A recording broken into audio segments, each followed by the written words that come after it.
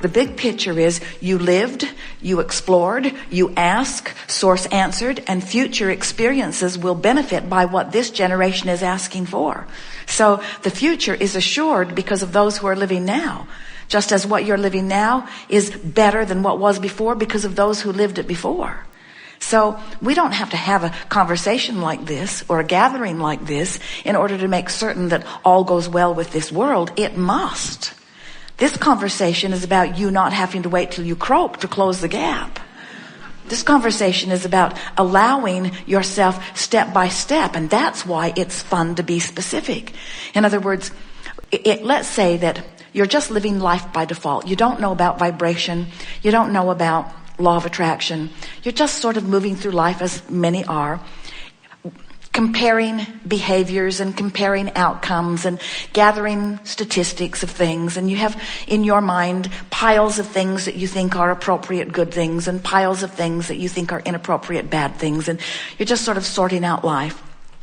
And in the process of doing so, you are exploring a lot of contrast and you are asking for many, many improvements while you don't let yourself focus there much, and because you don't understand the process necessarily, and you don't really feel your power, but it doesn't stop you from asking. So you're asking and asking and asking and asking, and in the process, who you really are is expanding and expanding and expanding and expanding. But because you don't know what we're talking about here, and you haven't been somebody who's been selfish enough to gravitate toward the best feeling of things, instead you stay rooted in the struggle and you keep trying to do your best. But the longer you live, the less happy you are, because the longer you live, the more you find to fuss and worry about, and the more you launch rockets of desires, and the bigger the gap becomes between who you're letting yourself be and who life has caused you to become. So then, we call that living life by default. Now, here's another example of living life by default. You're exploring, you know what you don't want, you know what you do want. You're expanding, you're throwing things into your vibrational reality. And you haven't heard about law of attraction, and you don't know about the laws of the universe, and you don't even really know about your guidance system. But early on, you had a grandmother or a teacher who was just a joyful person, who said to you, no matter what, just find ways to be happy. Look for the positive side of things. So without knowing anything about laws or rules, you just remembered what this person sort of drummed into your head early on. And you just look for the best in everything that you see. You don't know anything about laws or rules, but you have, without conscious awareness, trained yourself into vibrational alignment with who you really are. So your world goes pretty darn good.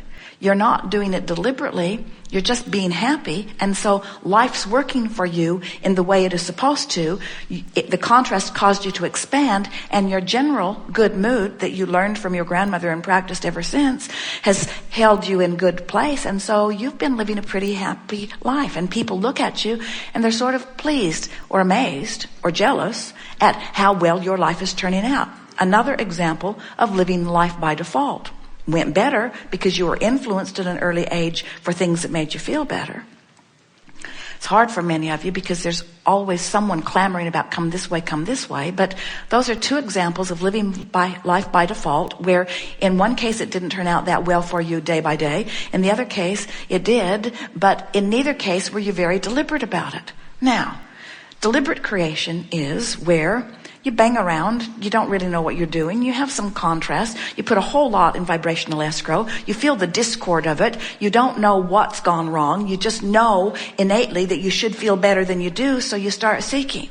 And then somebody tells you that you're the creator of your own reality and explains to you that contrast is the life you intended to live, and that it has caused you to create this vibrational reality, this vibrational escrow. And now you start getting a sense by thinking and feeling because you can tell by the way you feel when you consider a thought, its harmony or discord with who you really are and what you really know. So you consider this and you decide to begin to be more deliberate in your thinking. So you can't stop the contrast from happening because it's all around you, but now you're managing the contrast a little better in that when you know what you don't want and you know what you do want, this time you turn your attention toward what you do want more quickly, and you talk about what it is you do want and why you want it. Now, you're consciously aware of the separation that has been caused by your expansion, your vibrational expansion, which your habit of thought has not yet caught up with. You can tell by the way you feel that you've expanded but not allowed the full expansion. So now you go to work. You deliberately think thoughts that match what's in your escrow rather than continuing to beat the drum of what caused it by justifying or defending or rationalizing. And as you do, you feel yourself feeling better. That's the first evidence. And as you feel better, now you begin to see evidence of what you've been asking for showing up in your experience. So, contrast causes you to expand, but you're not up to speed with the expansion, and you know it by the way you feel. So you deliberately reach for better feeling thoughts, getting as specific as you can be and still feeling good, bringing yourself into vibrational alignment, and then achieving vibrational alignment with it enough that it manifests. And now you're not just this sort of flimsy creator. You did that on purpose. You were in a place far from there. You knew what you didn't want. You explored it. You felt a desire born within you. You knew you weren't a match to the desire. You deliberately did something about it. You made yourself focus in a way that feels better. You got to witness the evidence of the universal cooperation with you. And now it manifested, and you feel the exhilaration of having had your hands in your own creative clay. And now you not only got the manifestation that you were reaching for, but a whole new vibrational platform with a whole other set of contrasting experiences, which is giving birth to another rocket of the desire. But of course, you're not a vibrational match to this one either in the beginning, but now you're not worried about it because you know that this is the way the process works. Contrast always causes you to expand where you naturally can be, but now you know the rules of the game, you know what emotion means, you know what closing the gap means, so you deliberately, with specifics, apply attention to what you want, not to make it happen, because you're wise enough to know the process, the laws, the rules of the universe are making it happen. You focus upon what you want for the ease, for the satisfaction, for the absence of resistance, for the presence of allowing, for the being who I really am, for the seeing the world through the eyes of source. Hands-on, deliberate creating. Oh, it just does not get any better than that. Not one of you said, I'll go forth, but clean it all up before I get there so that all I have to do is come and observe good things. Not one of you said that. Every one of you said, I'll come forth. It doesn't matter where. I know what to do. My guidance will tell me. Contrast will be certain. It's for sure because this is a leading edge. Out of the contrast will be born clear new desires, and I will turn toward them, and I will experience my personal, individual, precise movement through this leading edge time-space reality as I get to choose from the variety of possibilities what would feel best to me. I will pick from the broad life I live, details, components, and I will expand. Now some might say, oh, so the purpose of your experience is to take your beingness and expand it into a new beingness. And we say, no, that's not the purpose. That's an inevitable consequence. The purpose of the whole process is it feels so good to feel movement. And it feels so good to do the movement on purpose. The two examples we gave you of the creation by default, whether it turned out good or not nearly as satisfying as to explore and feel the new desire born and know you're not in alignment with it, and then get yourself in alignment with it and feel.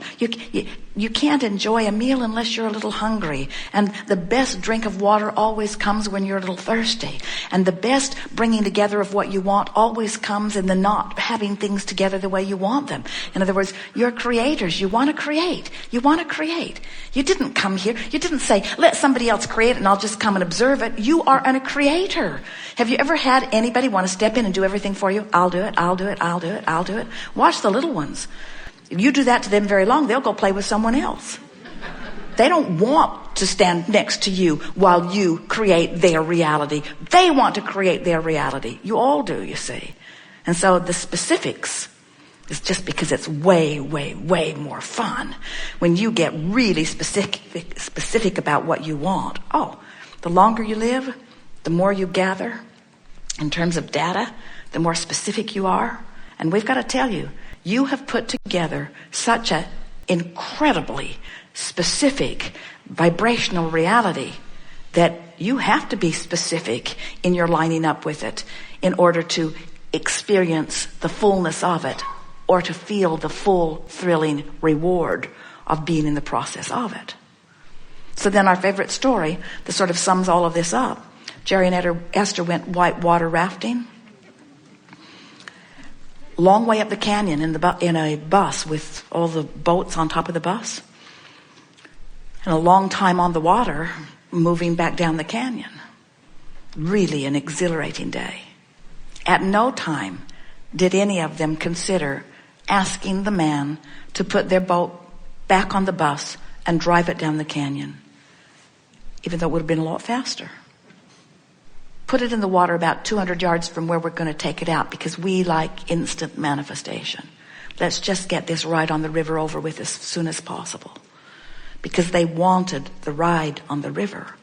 You want to figure it out. You want the fun of collecting the data. You want the fun of recognizing you're not in alignment with it. You want the benefit that not being in alignment with something gives you. That's the thing that we think that is often left out of this process of 1, 2, 3, ask, source answers, and you allow. Is that if you can take satisfaction in the contrast itself, in the same way that you take satisfaction in a buffet of anything that you're choosing from, then the contrast won't thwart you. You won't get lost in it. It won't be a step one hindering vibration. It will be a creative, everything melding in, living life for the purpose of becoming process. All of this is in an effort to say, you didn't come here to get it done. You came for the fun of doing it. You didn't come for the end of the journey. You came for the thrill of the journey. You didn't come for the completion of who you are. You came for the process of becoming.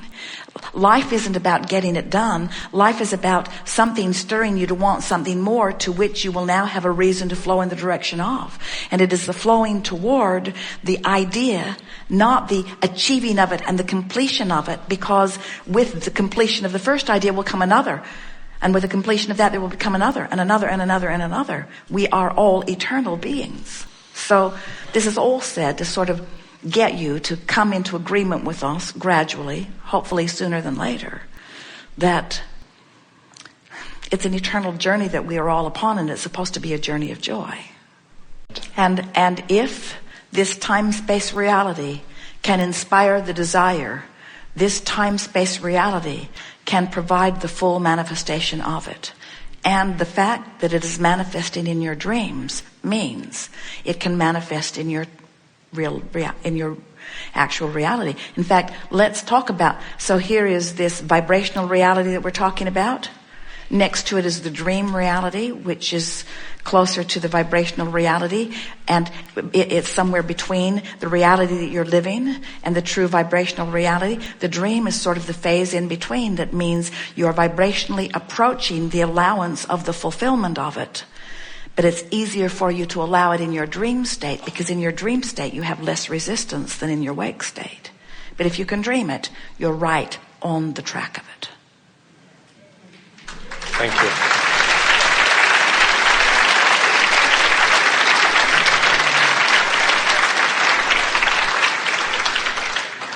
Don't worry, we never let the one we didn't choose come. Jerry and Esther getting letters. Abraham chose me and someone else took the chair. That doesn't happen. Did you get it? The beating of the drum causes you to ask, but if you keep beating the drum, then you can't get what you've asked, because now you have interjected resistance, because you cannot, if you're still asking for it from the perspective of not having it, then even though the presence of it is there, you're introducing resistance into the vibration of it.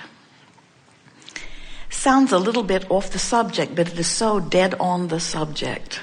So, now where are you? Can't put anything contradictory in the vortex. You can only contradict the vortex.